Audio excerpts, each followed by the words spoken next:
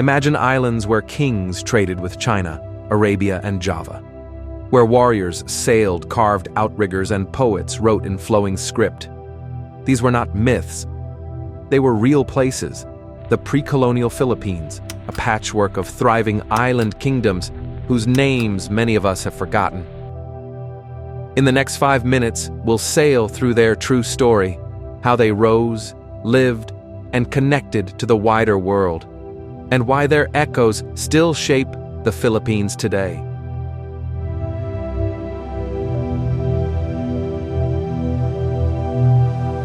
The pre-colonial Philippines was not a single nation but a sea of independent polities.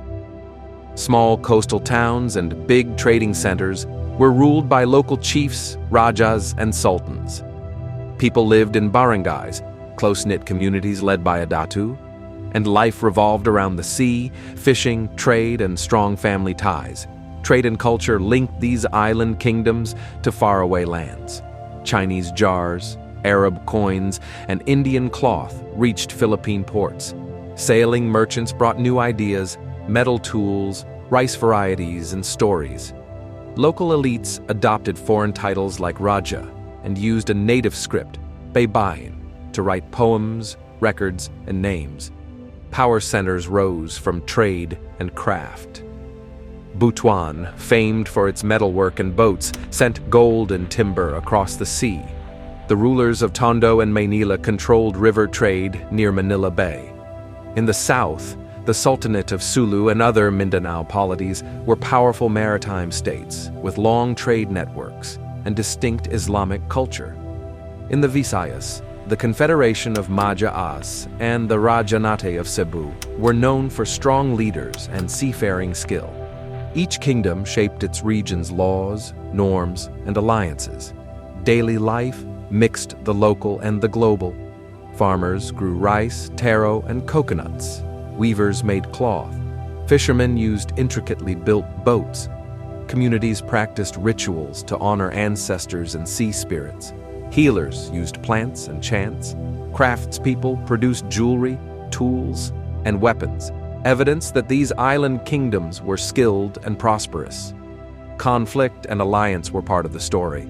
Raids and warfare happened, but so did strategic marriages and trade deals. Leaders used diplomacy, gifts, and war to protect resources and expand influence. Women often held important roles as traders, ritual specialists, and even leaders in their own right.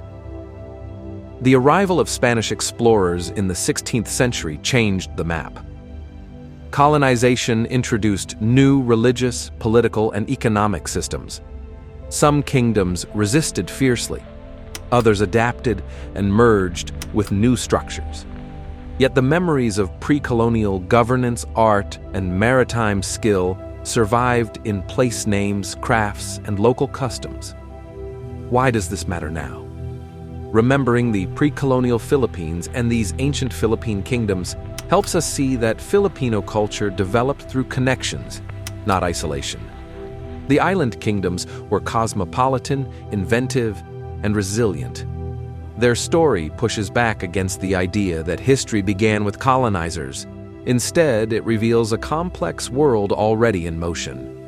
The true story of these forgotten island kingdoms is a story of people who sailed far, made deep friendships across seas, and built vibrant lives. If this short voyage sparked your curiosity, dive deeper. There are countless local stories waiting to be uncovered.